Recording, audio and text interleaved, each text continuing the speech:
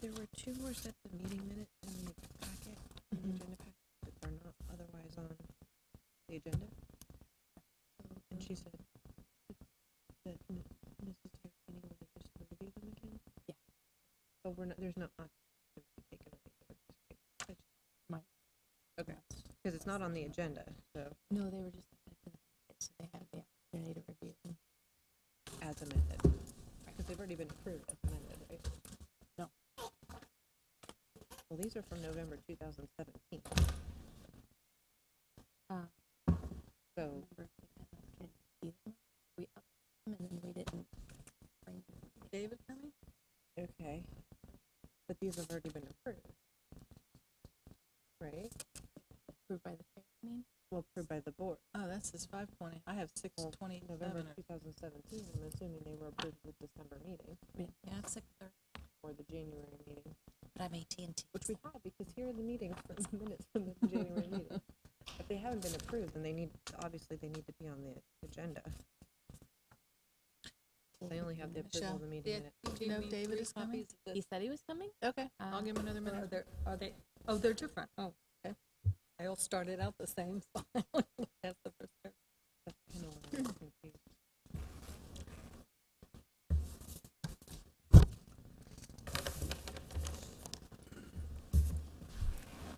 With the November 6, 2017 meeting minutes were approved. Take care of those. And of course, February meeting minutes. Say that the meetings were approved, the minutes were approved for January 8th, so.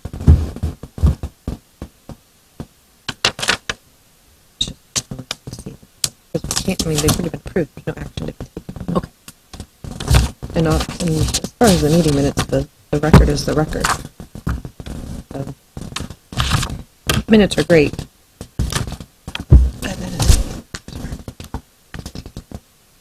No matter how they're amended, if it doesn't reflect what's on the tape.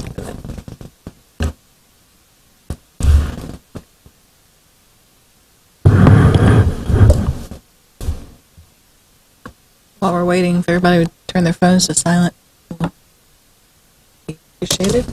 And give David another minute. Hey, Kim, can you check his cell phone? Do you have his cell phone here? I have 6:32, so I think go ahead and get started and hopefully he'll catch up. I can go get it. Okay. Everybody ready? Yes.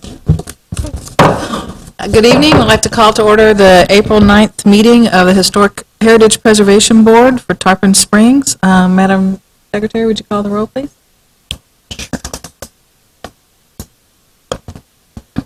Mrs. Terrapini, Yes, present? Mr. Bolton, Ms. Page, Present. Ms. Johnson, Present.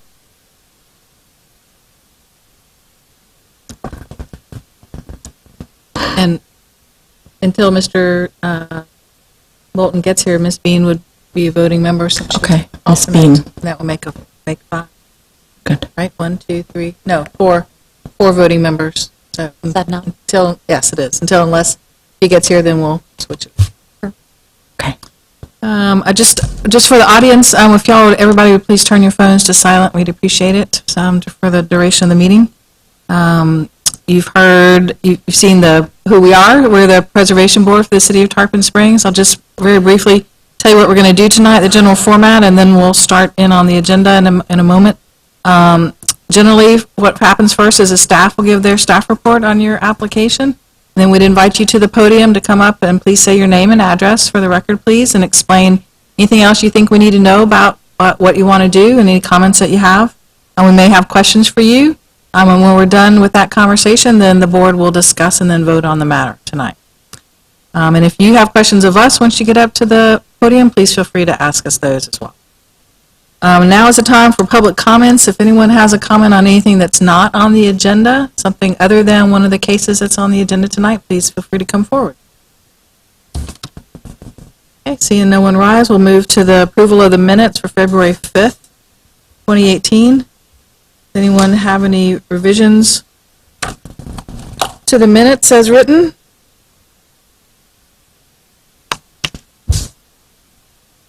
Do I have a motion, please?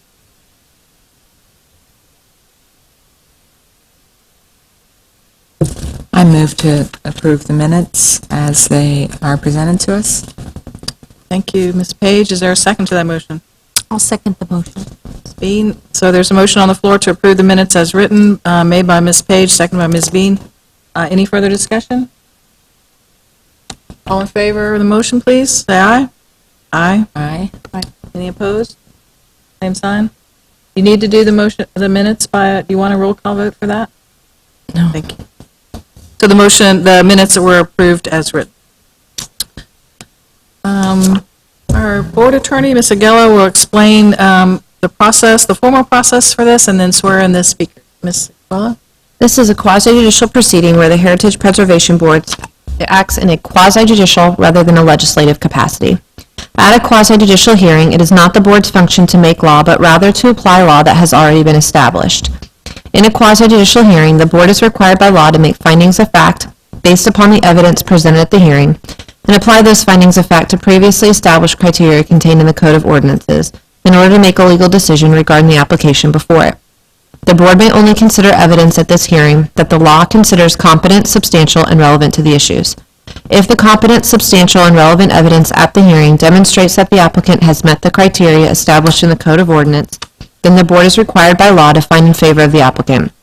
By the same token, if the competent, substantial, and relevant evidence at the hearing demonstrates that the applicant has failed to meet the criteria established in the Code of Ordinance, then the board is required by law to find against the applicant.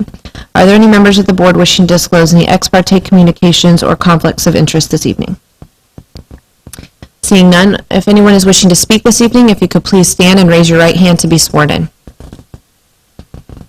That includes any applicants for any applications.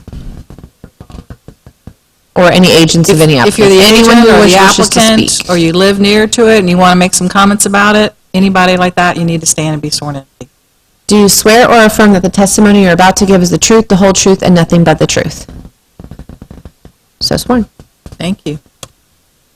We're going to, the first item on our agenda is application 18-08, 160 Reed Street for a new masonry border wall and new driveway on a contributing structure. Ms. Wagner, would you like to present the staff report? So I want to introduce this item by stating that the applicant desperately wanted to be here tonight. He wanted to send an agent here in his stead tonight and just wasn't able to change travel arrangements. They were prepared to be here at the original scheduled hearing in March, so.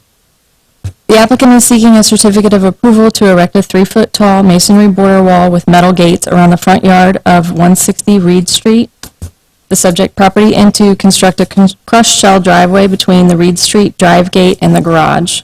The proposed border wall with gates is a new landscape element and is not a change to or deviation from previous applications. The proposed crushed shell driveway is also a new element and not a change to or deviation from previous applications. The proposed wall is low in height and visually open, so the house is clearly visible. The use of columns topped with decorative urns provides architectural relief along the continuous spans. The proposed driveway is sited in accordance with the Land Development Code, and it provides for less conspicuous parking on the side of the primary structure. The drive gate has been designed taller, 6 feet maximum in height, on Reed Street to be harmonious with the height of the building facade and surrounding structures. As a new landscape feature that is in scale with this contributing structure and placed appropriately within the suburban neighborhood setting immediately surrounding the subject property, the proposed wall meets the Secretary of the Interior standards for rehabilitation and the guidelines for rehabilitating historic buildings. The proposed wall also complies with the aspect of local guidelines calling for fences and walls to match or complement the house. Because the proposed drive gate is over 4 feet tall and located in the required front yard setback, the applicant was granted a variance for the proposed gate height during a regularly scheduled meeting of the Board of Adjustment on March 26, 2018. Staff recommends approval of the application for a new 3-foot-tall masonry border wall with metal gates around the front yard of the subject property and a new crushed shell driveway from Reed Street to the garage. The applicant will be responsible for obtaining all required permitting. So, Ms. Wagner, if I understand you, there's no one here representing the applicant. Correct. Okay. So I have a few questions. Maybe, does anyone else on the board have any questions also? No. So I just want to make sure I understand. So the gate that's shown, that's the main driveway gate that's 6 feet tall. He's already received the variance for the height of that in the front yard setback. Correct. Okay. And the secondary gate that appears to be on Canal, is that a car gate or just a pedestrian gate? That's a pedestrian gate. Okay. And obviously that looks like from the scale of it and your report that that part doesn't need a variance because it's under the 3. Correct. My other question was, has the building been CO'd yet? Are they complete or? They have been CO'd. Complete is a matter of interpretation, I think. They're still in the process. They still have exterior finish work to do. Obviously, they have significant landscaping to do, but they were issued a certificate of occupancy in 2017, I think June. Oh, so the CO has been approved quite some time ago. Yes. Are they living in the property? Just out of I curiosity. don't think so. Okay. And then I guess my only other question is, I notice on the Exhibit 5, the survey, the gate, obviously it turns the corner on Canal, but it does not go down the east property line at all. It just ends there. Any particular reason why they decided just to end, or? It actually ends, the way this looks doesn't, see if I can look at it the right way to tell you the right thing. But it sort of ends up to the house. Say again? Is that, well, let's see if we're talking about the same thing. I'm talking about the east property line, which would be the interior to the east side of the house, east of the 6-foot gate. That east property line, Oh, I that's see. another house. It just, like the gate and wall, it's not really the gate, the wall, excuse me, turns the corner and goes a short distance, but it doesn't go down that east property line at all. I was just, thought it was kind of odd, because most people, if they're going to fence their property, they fence, Fence it the in. property. I am not sure what the intention is for the finishing of that. But if he comes back and wants to do that, he'd have to, if it wants to be 6 feet tall on that property line where it's in the front yard setback, it would require a variance, right? Well, that front yard setback is along Canal, and then if it's going to be taller on that front yard, then yeah, it would require a variance. But it's just the gate that's taller. Right, for this proposal, just the gate is Right. taller. Okay, so the item is properly before us. Do we have anyone have any other comments or questions? Just to or- clarify what you asked, though, if the 3-foot masonry wall goes down between the property lines along there, if it's going to eventually, it's not shown on the survey, Right. but if it's the intention, will there be additional approval needed for that? For that length of wall, if it's 3 feet? I suppose it would have to come back to HPB since that's not part of this original proposal. I'd have to double check that to see if it has to come back or not. Like I say, I don't know what his intention is to complete that, so.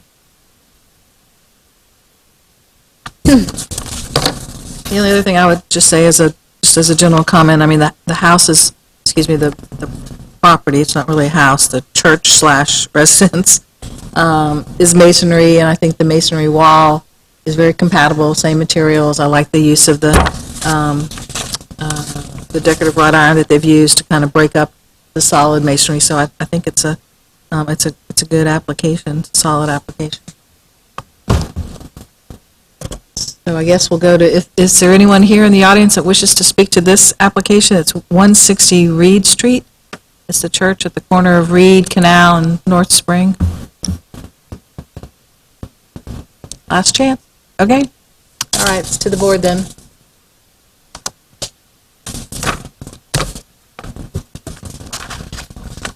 Discussion, comments, motion?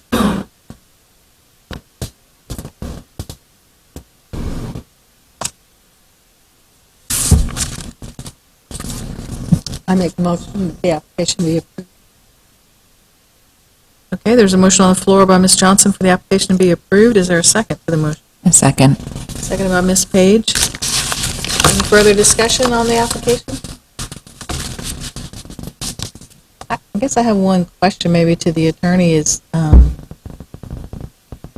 I personally would not have a problem if he matches the material and wants to turn that fence and go down that interior property line, as long as it meets the setbacks. I wouldn't have a problem with same material being approved and same, everything else is in this application being approved by the staff. I don't know if that's something that we can delegate to them at this point, or? No, unfortunately, the code doesn't allow you to delegate any responsibilities back to staff. So if the property owner were to want to put a wall along that side property line, they would have to come back before you. Okay. All right, any further discussion on this application? All right, the motion on the floor is for approval of application 18-08. Roll call vote, please. Ms. Beam? Yes. Ms. Johnson? Yes. Ms. Page? Yes. Mrs. Terrapini? Yes. Motion's approved 4-0. The next application is application 18-16. It's 38 West Center Street, a new fence on a contributing structure. Ms. Wagner? The applicants are seeking a certificate of approval to erect a 6-foot-tall white vinyl privacy fence around the rear yard of the subject property. The street-facing portions of the fence are lattice-topped to match the existing trim of the house. The side and rear portions of the fence are standard privacy panels. The street-facing portions of the proposed fence are topped with diagonal lattice extending the existing trim pattern from the front porch column to maintain a consistent facade. The proposed position of the fence set back in the rear 2/3 of the lot minimize the visual impact of the fence and allows for the continued prominence of this contributing structure as well as the contributing structure to the east. As a new landscape feature that is in scale with this contributing structure and placed appropriately within the suburban neighborhood setting immediately surrounding the subject property, the proposed fence meets the Secretary of the Interior standards for rehabilitation and guidelines for rehabilitating historic buildings. The proposed fence also complies with the aspect of local guidelines calling for fencing to match or complement the house. The proposed fence conforms to all requirements in the Land Development Code and is consistent with the goals, objectives, and policies of the comprehensive plan. Staff recommends approval of the application for a new 6-foot white vinyl privacy fence with lattice-top panels along the street-facing portions and privacy panels around the rear perimeter of the property, and the applicant is responsible for obtaining all required permitting. Thank you, Ms. Wagner. Is the applicant here? Would you like to come forward? Anything else you'd like to add, Mr. Castillo? Well, I'm just here if you need any questions about anything or... Could you give your name and address for the record? Yeah, please? my name is Clifford Castillo Jackson. Address is 38 West Center Street, Tarpon Springs. I just had one question or a suggestion, Yes. and it's kind of hard to tell from the survey, but I just want to make sure that you set that. I would suggest, it's entirely up to you, but if it were me, I would suggest that you place the fence far enough back that you can get 2 cars in. Yeah, absolutely. It is. It is, all right. Yes. Wasn't sure. Other comments, questions?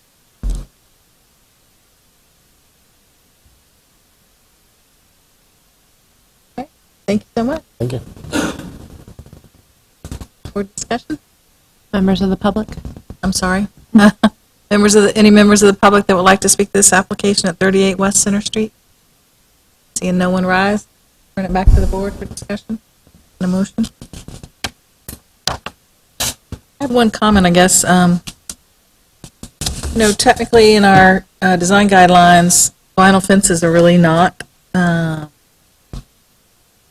advised.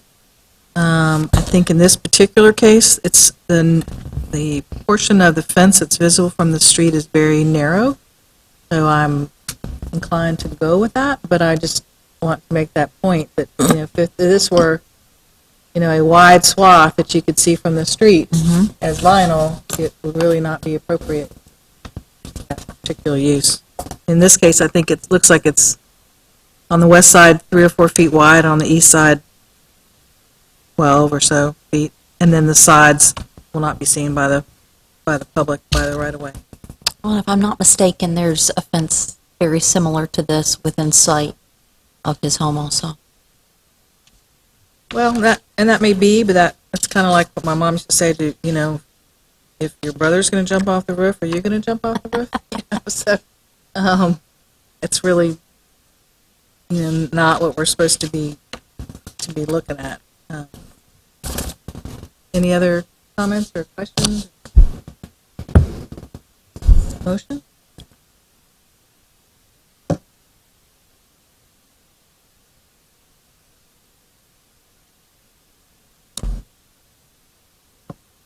I'm just confused then why, in analysis, it would say that the proposed fence conforms to all the requirements,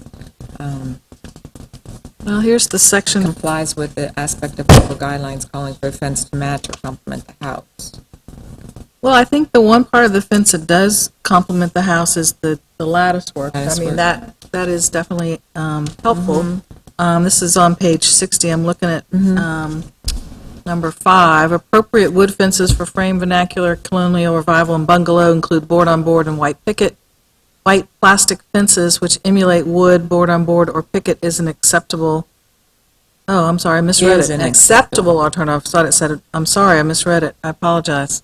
Properties on Dodecanese, which that doesn't apply. It's not wood stockade. Chain link is not allowed. I think that's something we need to make a little clearer when we go through the design guidelines of when vinyl is appropriate, not appropriate. I personally don't think vinyl should ever be appropriate in a historic district, but that's not what the guidelines say. You're correct. I stand corrected. Any other comments? Further discussion? Okay, we need a motion, please.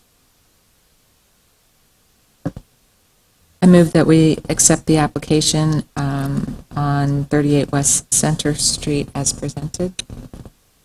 Motion on the floor for approval by Ms. Page. Is there a second? Second. Seconded by Ms. Johnson. Any further discussion? Roll call vote, please.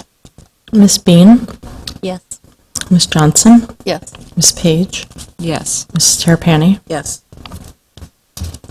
The motion, the project's approved, and you can go get your building permits. Thank you. The next application is 18-22, 400 Grand Boulevard. It's a new roof for applicant Mr. Torres. Ms. Wagner, please. The applicant is seeking a certificate of approval to completely replace the existing composite shingle roof with a standing seam metal roof on the primary contributing structure on the subject property. The distinctive features that characterize this craftsman-style home, including the roof form, exposed rafter tails, and wood surrounds, are preserved. The texture and type of the original roof is unknown, and the date of this replacement roof is also unknown. According to the Design Review Guidelines Manual regarding bungalow or craftsman style, shingles are the most common roofing materials, but asbestos and sheet metal were also used. The proposed new roof conforms to all requirements of the Land Development Code, and it is consistent with the goals, objectives, and policies of the comprehensive plan. Staff recommends approval of the application for a new standing seam metal roof on the primary contributing structure on the property. The applicant is responsible for obtaining all required permitting. Questions of staff? One question, Ms. Wagner, was there any information on what kind of roof was there historically in any of the records that we had? No. Mr. Torres? Ms. Torres? Okay, please come forward.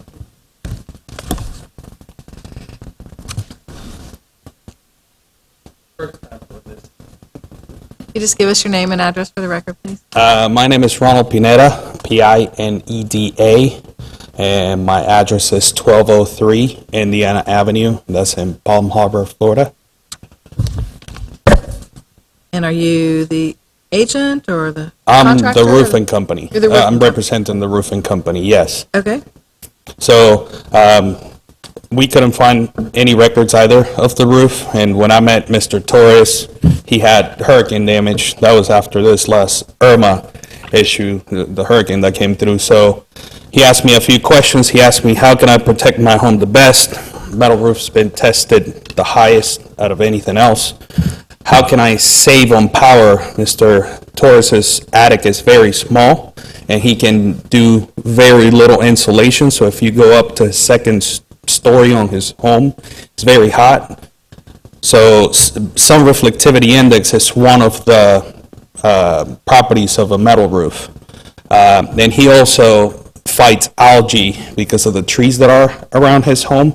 So metal roofs are very non-porous, so algae is really hard to grow on them. So I told him I didn't think he would have a problem because there's neighbors on his street and on both sides of his home that have these type of metal roofs. There is one difference between his neighbors and the one that we are proposing. The one that we are proposing, oil cannon is very little, so the appearance of the roof will be very long to the same as the day that it was installed. The other ones, when you don't have any ribs on the panels, they don't have anywhere to go, so heat, contraction, and expansion of the metal panels will create oil cannon. Sorry, we'll create what? Oil cannon. It's like a little dent. It looks like a hailstorm came through because the metal panels don't have anywhere to go. So they contract and expand on place, and it looks like they pop, and it looks like hits all up the metal roofs. And so the type of roof you're installing will not do that because? Yes, it has a striation, so the panels can contract and expand with heat and cold, and it won't let oil cannon happen. Okay. I also have, I know that you said it didn't matter before, but I did go around and I have the addresses for you of those homes that have those metal roofs that will look similar to the ones that we're proposing. And I don't know if I can provide those to you at some point. But if you don't need them, because I don't want you to think that he's the brother jumping out of the vehicle too. And I didn't mean that to be. No, but I got your point. I was like, oh. Well, the reason for that is each house Right. is its own style. If it were Correct. the same style and it always had a certain design feature, that's one thing. But if it Right. was a building that before the historic district came into place or for whatever reason Yes. something happened, that's what I meant. Right, and I don't think that we couldn't find a permit for the shingle roof that he had right now, so I'm sure that is completely out of Florida code. By that you mean it's before the new hurricane rules? Is that The right? hurricane came and damaged it, so he had shingles flying. You're talking about the most recent. Yes, Irma. Okay. Comments and questions for Mr. Panetta? You wouldn't happen to have a picture of what metal would look We deliver a sample to the board a while ago. Yes.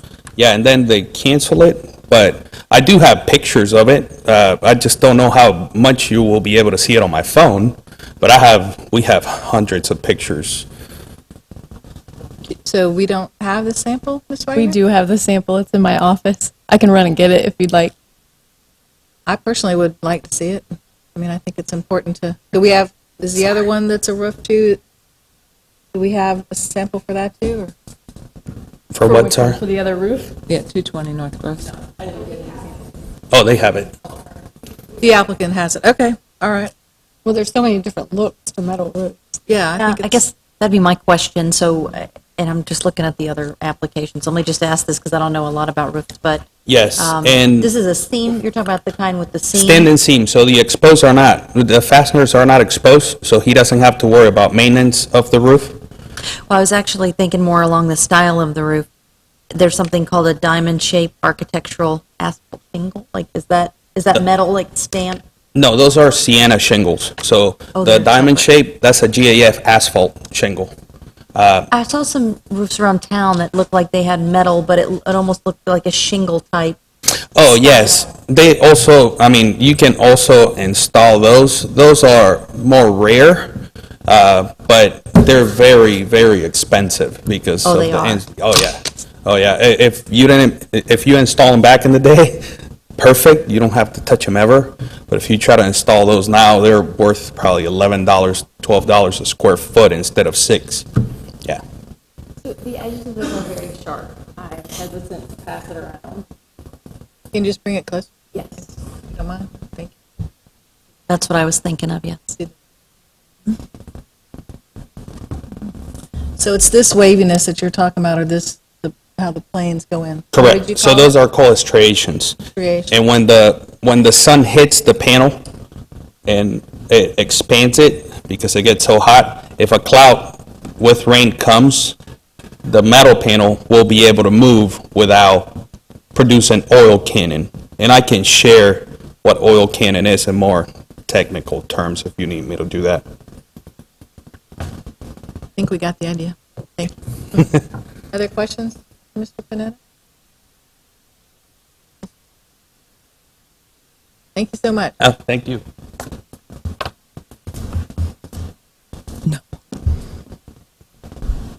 Comments? Oh, I'm sorry. Is there anyone from the board, excuse me, from the audience who would like to speak to this application at 400 Grand Boulevard for a new roof? Seeing no one rise, I'll turn it back to the board. Discussion, motion?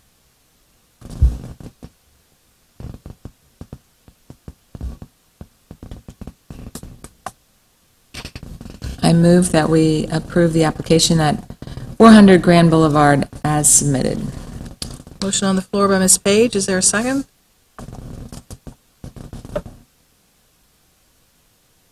Second by Ms. Johnson. Any further discussion? I guess I think I sure wish we had better data on these roofing materials. I mean, I understand the benefits of a metal roof. They haven't been explained to me as well as Mr. Panetta did. I certainly get it, but sure wish we had better records on what really was there. I think there's some styles that are never going to lend themselves to a metal roof. That's not necessarily this one. I have to agree with you. Aesthetically, this is not, I'm not that as excited about it, but I think it still conforms. Conforms, and it's, somewhat of this, it's the owner's choice on this one for I this think so. particular house. Yeah. Further discussion? Roll call, please. Ms. Bean? Yes, approved. Ms. Johnson? Yes. Ms. Page? Yes. Ms. Terrapini? Yes, motion passes 4-0. Thank you for coming. Appreciate it. Their last application tonight is application 18-28. It's 220 North Gross Avenue. It's also a new roof on a contributing building for the Gallaghers. Ms. Wagner? The applicant is seeking a certificate of approval to completely replace the existing asbestos diamond-shaped tile roof with an architectural shingle roof in a standard pattern on the primary contributing structure on the subject property.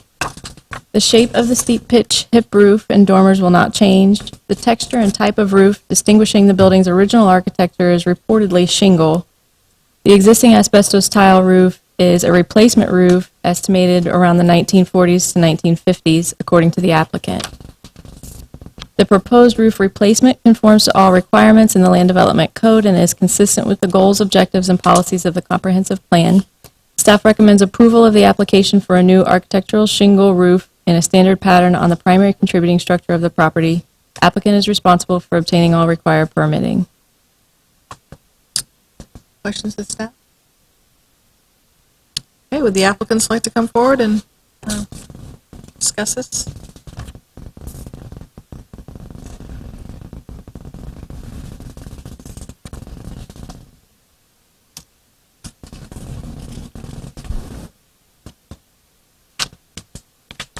Hello, Hi. I'm Christine Gallagher. I live at 220 North Gross Avenue, Tarpon Springs, 34689. We are in need of replacing our roof. It is an asbestos roof, so therefore it requires extensive abatement to be removed properly. We would like to have matched the style of the shingle that's coming off with the Gaff Sienna that you heard the Aries representative mention. However, that shingle is twice as thick as a standard architectural shingle, and the price is very expensive in comparison, and it's just not doable for us. So we would like to put on an architectural shingle roof, and we have chosen one that we hope would be acceptable. We have a sample of it and kind of like a little picture and our house colors.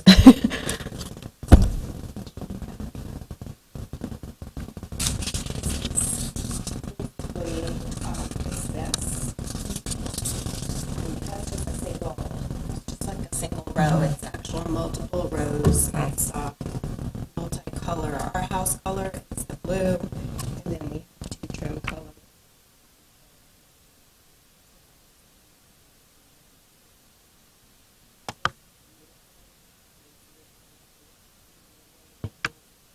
Style of the house, it's got the color of the asbestos roof, but that would look nice. Would you mind showing that to Ms. Johnson? Just out of curiosity, why is the diamond so much more expensive? I saw you included the, The diamond shingles, they're Gap, that's the company that manufactures them, they're the only ones, it's called Sienna. It's twice as thick as the This way. architectural thickness of the shingle itself, so therefore it's twice the price. I mean, price is not part of our decision-making process, but I was just curious as to why it was so much different. This standard shingle in that shape. In that pattern. So we could match the shape, but Yeah. we don't. It's too bad. Might want to just go back to the microphone so that we can pick up any other questions or comments.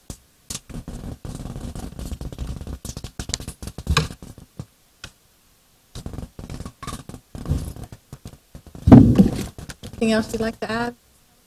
Nope, that's it. Questions and comments from the board? Questions? So you think this is the roof that was there since the 40s or so?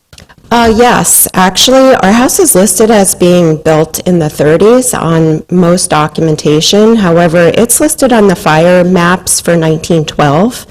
And I've had people come to the house and say, I used to live here with my grandma, I used to visit here, and really nice people have come along and have sent me pictures. So I have a picture of the house in 1933, and it has a shingle roof on it. So I'm assuming that if the house really was built maybe more towards 1912, since it's on the map, I would think it was probably more like 12 or 15. That roof probably outlived itself there and was replaced when asbestos was the rage. So, Just so you know, some years ago, the city hired a consultant to update and do a survey of the existing district plus an area that was expanded, the fruit salad area south of Craig Park. Yeah. And you're welcome to take this if you like, but this is the form for your property, and this was done by a pretty good architectural historian company, and it says it was built in 1910, circa 1910. perfect. Thank you. So- I really appreciate that. I think there's probably this might be the full form. You're welcome to take it. I would love But in that. case it's not, Mr. Wagner can get you the full thing. Thank you. Any other comments or questions? Thank you so much. Thank you. Is there anyone here from the audience that would like to speak to this application at 220 North Gross Avenue for a new roof? No one rise? It's back to the board then.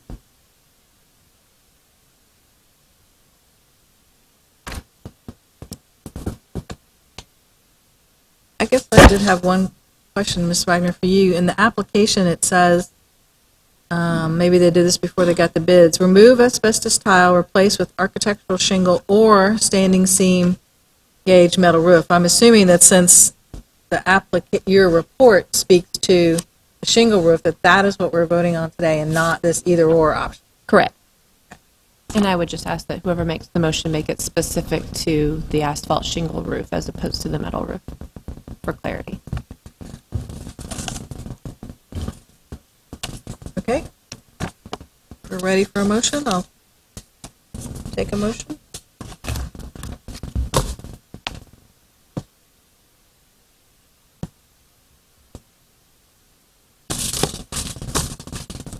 I move that the application be accepted for the asphalt shingle roof at 220 North Gross Avenue. Motion on the floor by Ms. Johnson for approval of the asphalt shingle roof. Is there a second to the motion? I'll second. Seconded by Ms. Bean. Any further discussion by the board? Seeing none, roll call vote, please. Ms. Bean? Yes, approved. Ms. Johnson? Yes. Ms. Page? Yes. Ms. Terpany? Yes. Motion passes 4-0. Get your permits. Yeah, don't forget that part, for everybody that's here tonight, too. Just because you get approved tonight, be sure and have your contractor go and get, appropriate permits. Sounds like you already got that figured out. Thank you so much. Well, that's the end of our applications tonight. We have some new information from the staff. So we'll go ahead and start with that. The report that you brought us, Michelle?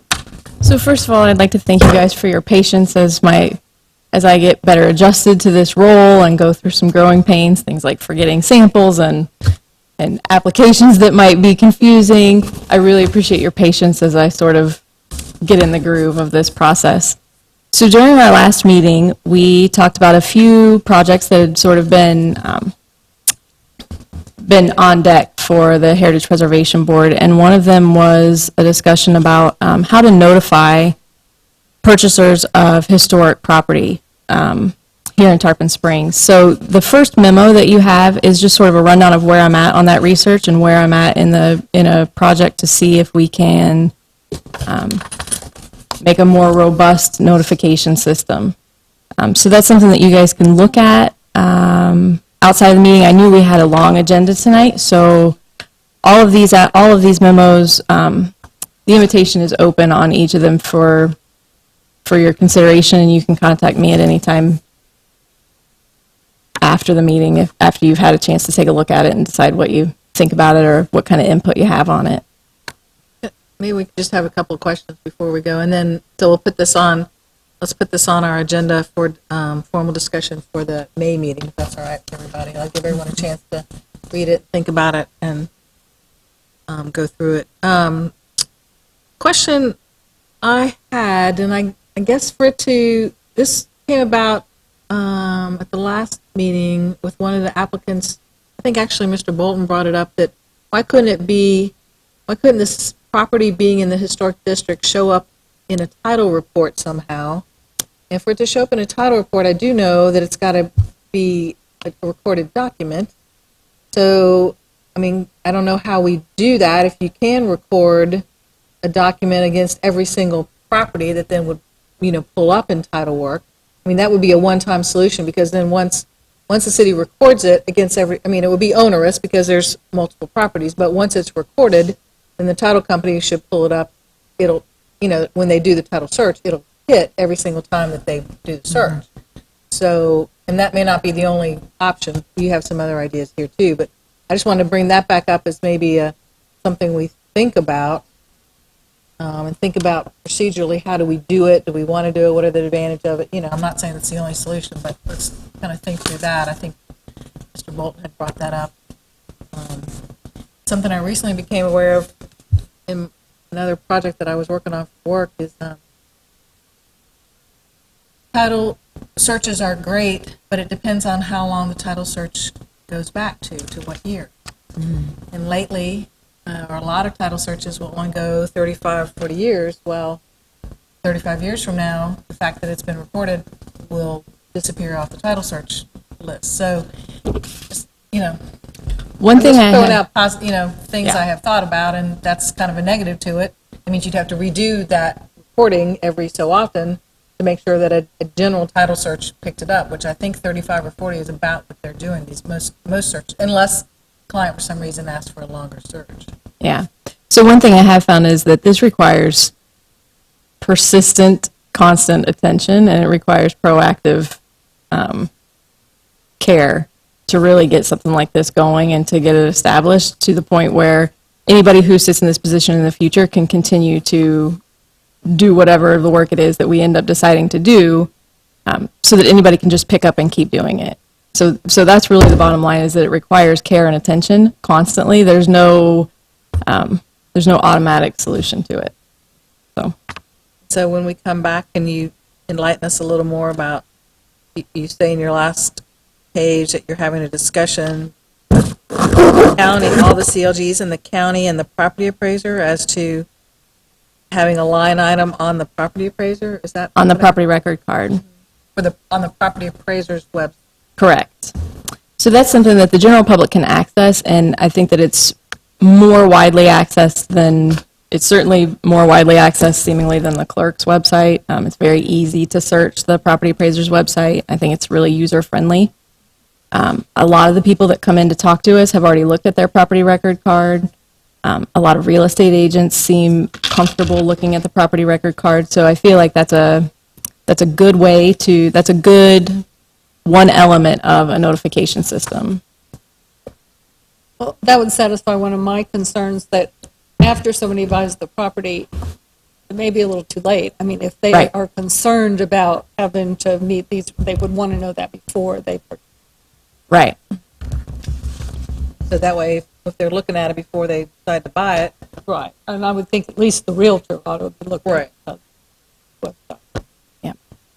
And that's something that another couple of communities actually have talked about, developing partnerships with the real estate professionals in their area and really getting some information out there and some information sharing between the two, historic preservation folks and real estate professionals, so that people understand that it's important to let their clients know the truth about properties before they get engaged with a transaction that they, maybe, like you said, maybe would not have if they would have known, so.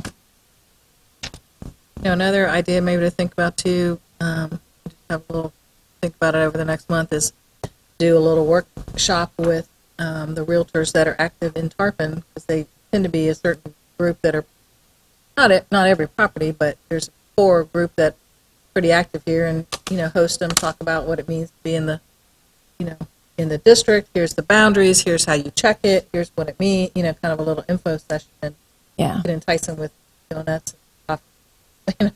Well, and I really need, I'm disappointed that David isn't here tonight, because what I was really going to ask for is a champion in the real estate industry, somebody who is participatory, who does work in Tarpon Springs, and who can really drum up excitement for that, so that it's more than just free donuts and coffee, Right. but it's something that people come to because they want to be informed to serve their clients better. And you really, we, as a Heritage Preservation Board and as a city, we need people to champion our position, so. Okay, so you got some feedback, and then you're gonna explore this a little further, and we'll put it on for Correct. I have discussion in May. Yes. Okay, anybody last minute comments before we go on to the next one? Yes. Okay, Ms. Wagner? So at the last meeting, we talked about doing an informational mailer. Evidently, there was an annual mailer in the past. The last one I could find was from January 28, 2016. That mailer went out as a letter with attachments, including an application and the quick reference chart to what does and doesn't require Heritage Preservation Board approval.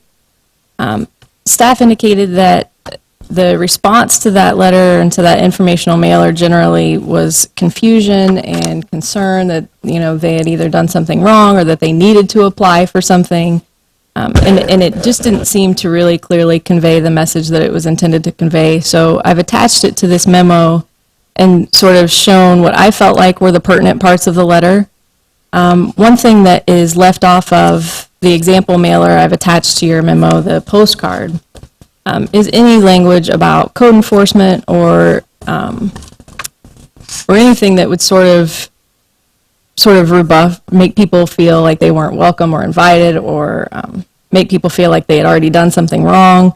The idea of the mailer, I think, is to really get people engaged in the Historic Preservation District and to get them to think about exterior renovations as something that they do in partnership with the city and with the Historic Preservation Board. So this example postcard that I put out, I know that there was some discussion at the first meeting that the postcard was too small and that it didn't convey enough information. So I just want to say before we get feedback on the card that the idea is to sort of invite them to come seek out more information rather than try to deliver it all at once.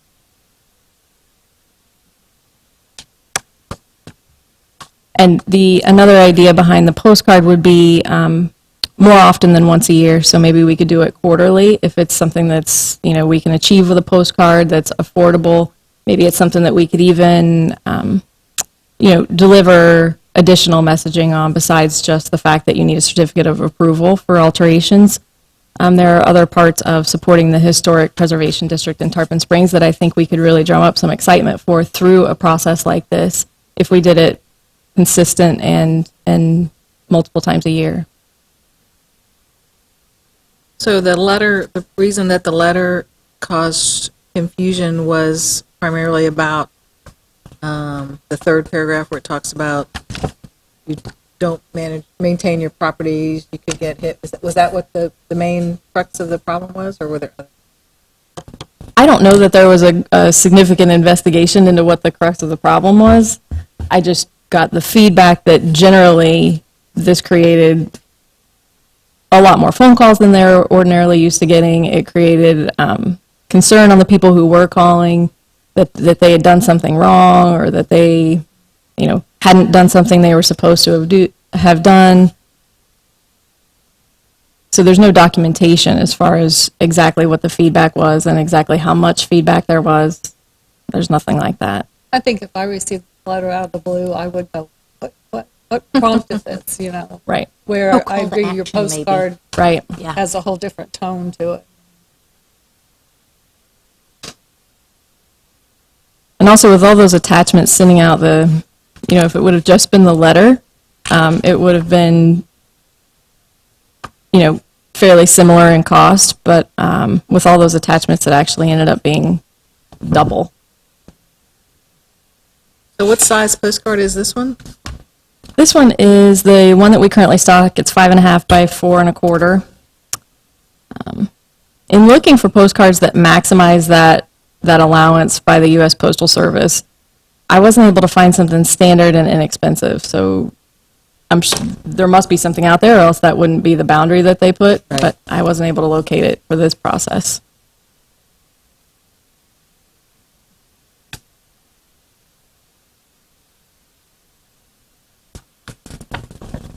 I'm not sure it's really necessary to send all those attachments with the letter. Yeah. I felt like it was probably overwhelming. And maybe just by pointing someone to the resources that are available.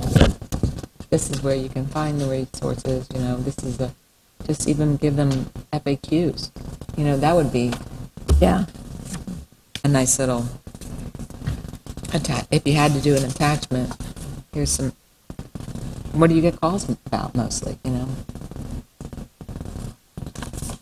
Here's some FAQs. Yeah, and if for you're going to you. do a letter, you may as well use both sides of the page. Right. So one page could be a little more, a letter with some different language, and the other side is some FAQs maybe. Where do I go to find out, what kind of fencing I can use, or where do I go, point me to where Do I I need approval to paint my house? Right. This kind of basic, whatever you guys, I think your point's well taken, whatever the most common questions that you get are. Mm-hmm.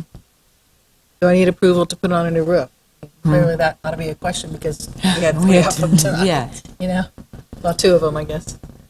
Yes, I have a novice type question, but, if you buy a house in the historic district, is there any kind of proactive thing that we offer, even social media, talk about the story of my house, post pictures of my house?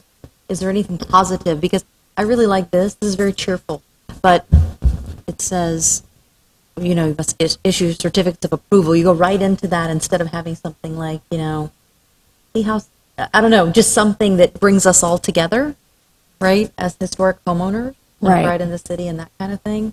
I don't know if we have anything that we can offer that we do offer like that. I don't really see anything that exists in that space right now, and I agree with you that we need it and we could use it, and it would Had be something like that, awesome. then it would be something people could get excited about. Right. I mean, you heard how, they left, but you heard, they were proud, Mm-hmm. Had that 1915, 1910, So, And now there's the Tarpon Springs Historical Society, which is, separate from us, separate from what we do here. So maybe there's an opportunity for a partnership there for that kind of thing. that might be nice. Yeah. But I love your idea of communicating each quarter and trying to, you know what I mean? Bring Yeah. awareness Yeah. to the fact that it's special. Right.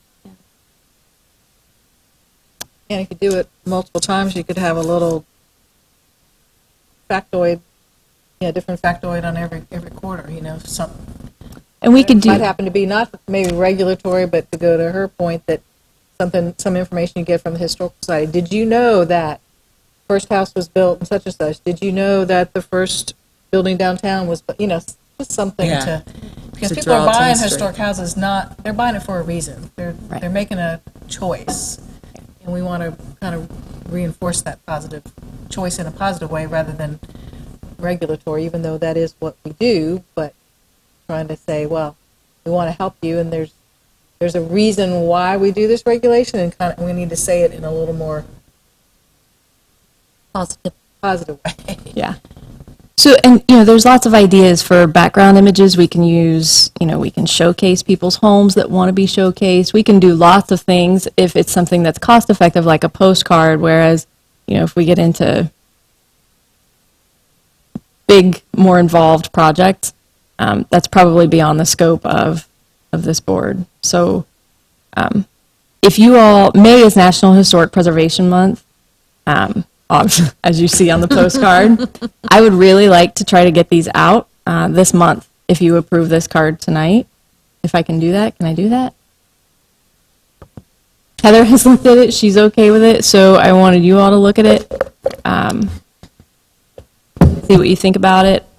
It's a process to get these mailed because we don't already have just an existing database.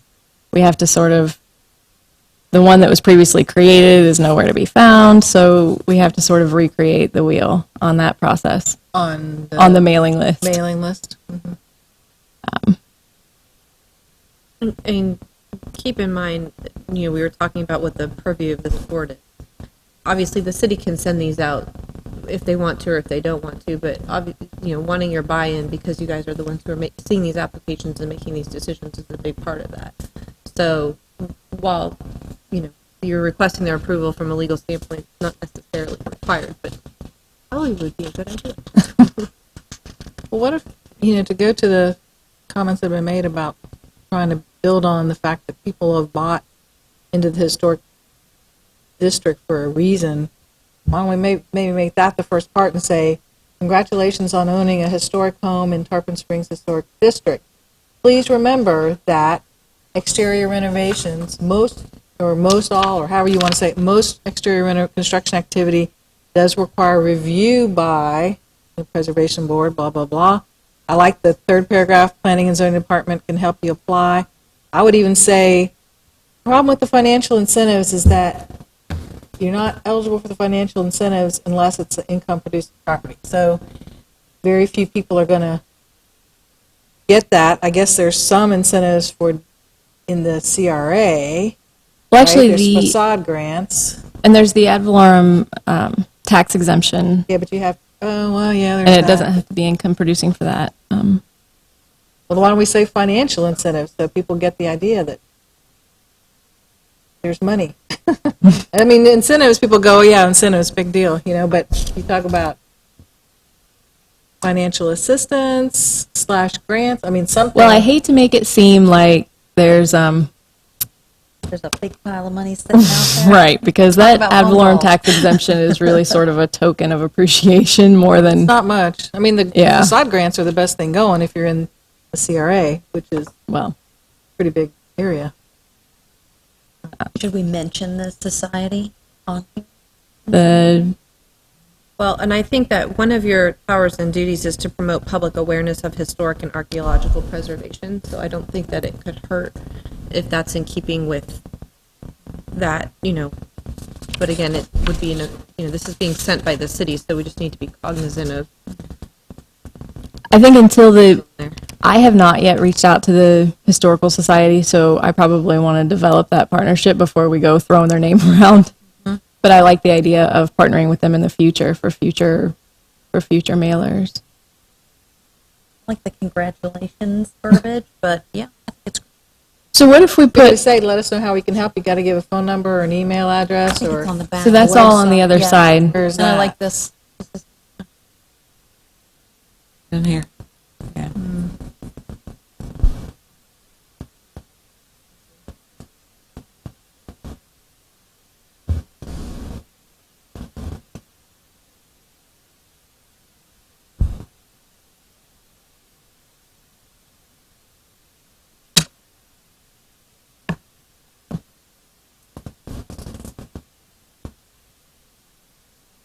So maybe over the next couple of days, if you want to put a little bit of thought into this card and provide your feedback via email. The only other comment I'd make is keep good records of tax. For sure. Learn a lot. Yes. And then in the future and moving forward, if we go to a little bigger postcard, I see that it's a little more expensive. It's not dramatically more expensive, but that might give us an opportunity to have a little factoid plus some, or a picture of it. I mean, you can go through a lot of buildings that are in the public realm before you even have to ask anybody about the private home. So there's all the buildings the city owns plus, Right. commercial building. I mean, there's a lot of things you could put on there without even having to get a bunch of permission. And beyond cost, I personally would prefer postcard. Somebody's just going to look beyond just cost. I don't want to be getting letters I have to open. I would much prefer a postcard, so I think that's a great Especially if it idea. has a visual image, people look at that. It's got some color, it's got a picture. Glance at it, oh, that's nifty, go on my fridge. Great. So I'll look for feedback over the next, or maybe the next week on this before we make a decision on mailing it out, and I'll run it past Heather before I make the final decision. But the goal is to try to get one of those out this month. Okay. All right. The last memo you have is regarding the design review guidelines manual update, and I did attend the training that you recommended from the Department of State. It was excellent. I'm so glad I went, so thank you for that. One thing that I noted in the memo that you guys, I think, want to keep in mind is that the work done that's funded by any grant that we receive from the Department of State, if we were to receive one, the applications are due this June. But that grant period and all the work to be done that's funded by the grant is between July 1, 2019 and June 30th, 2020. So that pushes our project out maybe further than the original intention was. I just don't know what your feedback is on that, so I wanted to make sure that I noted it. The second page sort of goes into what's involved with an RFP, what the items are that we'll be submitting to procurement for them to include in the ultimate document. And then the last pages are examples from the city of Lake Worth. They had 2 separate RFPs, and they were awarded this grant funding from the small matching grants from the Department of State for this exact same type of project. So I wanted to show examples of what they submitted, just for your reference, so you could sort of see the things that other communities are talking about and what they've been awarded for.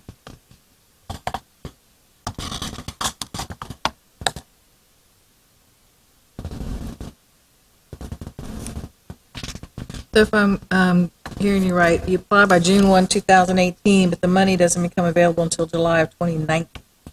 Correct. It goes to the Florida legislature. First it goes to the Department of State. They evaluate the applications for thoroughness and technical evaluation. They make a recommendation. Then it goes to a public hearing where the applications are actually scored. They make a recommendation. It goes to a public hearing where the applications are actually scored, and then those applications are submitted to the legislature for funding.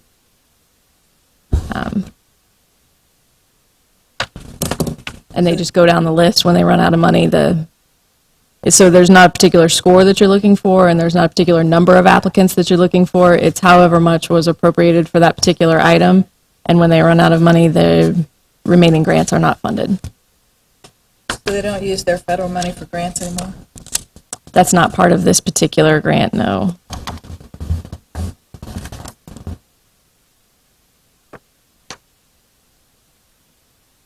And how much does the city budget in the budget this year, this grant? We had previously budgeted $20,000.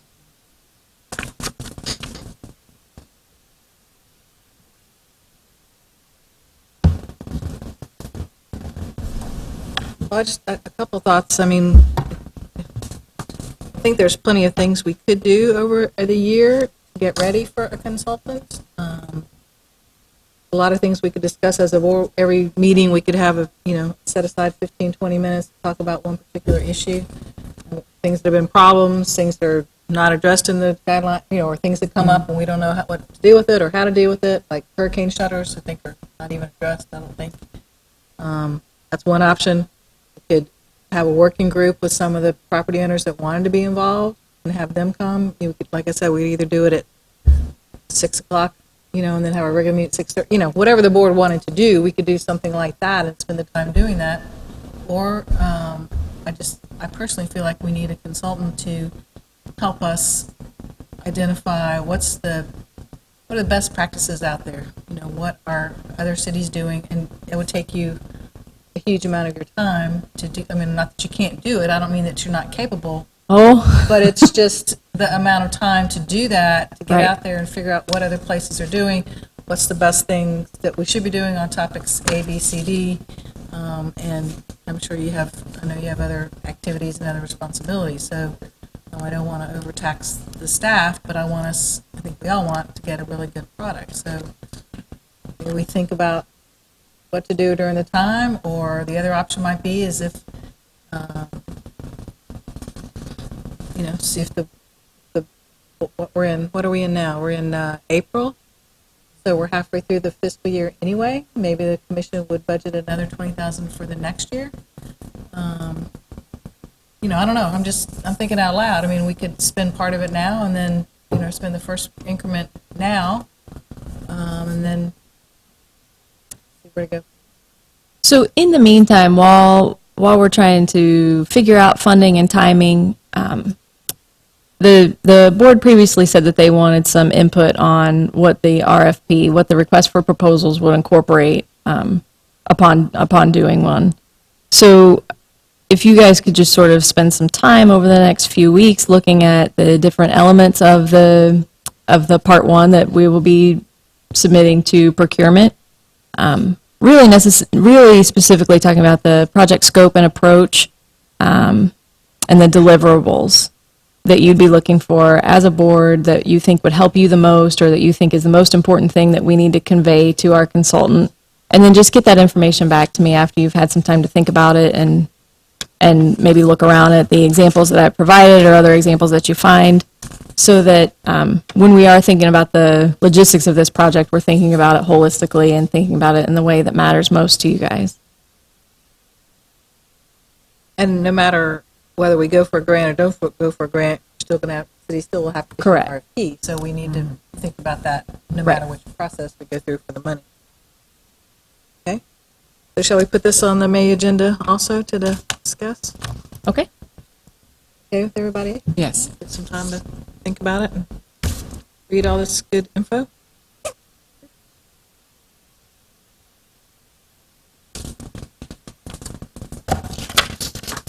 Anything else, Michelle, that you have? That is it for my comments. Had a couple of follow-up. Michelle, you and I talked some time ago about the staff was considering adding a second alternate position. Can you update us on the status of that? So it's still where we talked about it before. That section of code is to be updated. The request is in to update it with a second alternate, but that's still in progress. So it's not scheduled for public hearings yet? No, it's not.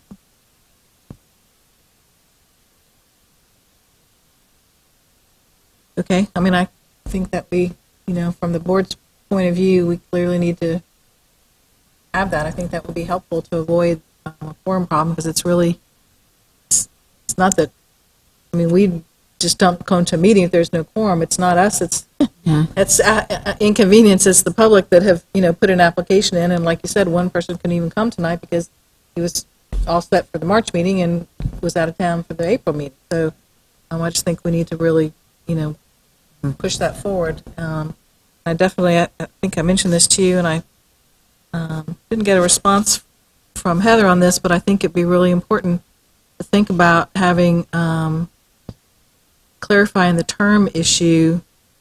Like, does an alternate term count if you're appointed to fill an expired term that's a really short term, like maybe it's only 6 months or 8 months? Does that count as one of your terms? I guess the code's kind of silent on that, so some of that needs to be addressed. And Well, so then- that's part of the update that's scheduled. I was under the impression that those updates, I knew that the city clerk's office had done an extensive amount of work trying to make the boards more uniform and trying to make the terms and all the things. And I did see your email about how this board is a little bit different because it requires special expertise and special knowledge. So all the work that they had done prior to my arrival here at the city, I'm not sure what all information went into making those decisions, but I know that they did an extensive amount of work trying to organize the boards in such a fashion that they would be manageable. My understanding is that those decisions have sort of been made, and then it's just a matter of that being codified. Now, any changes to that, I think probably the discussion would be, discussion could be with the clerks, but like I say, they put a lot of time and effort into choosing what they did for the different boards. So, like with our alternate situation when Leah resigned and we talked about moving Tacoa up, there was some confusion, and all the work that they've done leading up to the coming code change really sort of would have, had it been in the book, it would have probably been laid out perfectly and really would have been easy to understand. So I hate to go and muddle up everything that they've already done. But that doesn't mean that your point's not taken on the unique nature of this board. So it may be a discussion that you could have with the clerk's office. I guess I'm confused then. Are you saying that the code amendments are going to be run by the clerk because it pertains to all boards, or is it something the planning department is putting forward as a code amendment?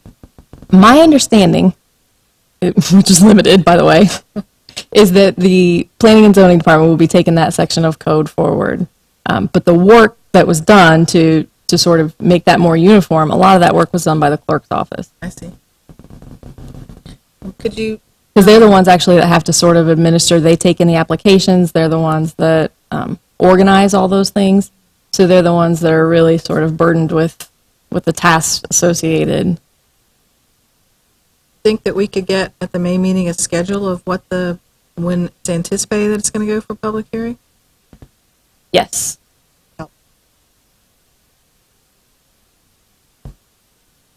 And then my last comment, I was looking at my board list today when I got here, and I realized that the one I have is pretty dated. It's dated June 2016. It still has Leah, it still has Ms. Kolianis, still has Mr. Tunstall. So could you maybe send us in our next agenda packet a full board list? Yes. For some reason, I don't have one. I'm sure everybody would like to have one, too.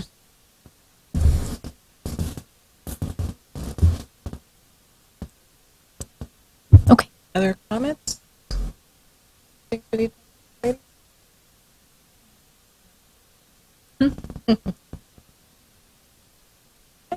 Well, there's one boy. Oh, that is true. Oh, yeah. Boy on the way. He doesn't get a say, though. Not yet. All right, if there's no other discussion, we're adjourned at 7:40 on April 9th. Thank you.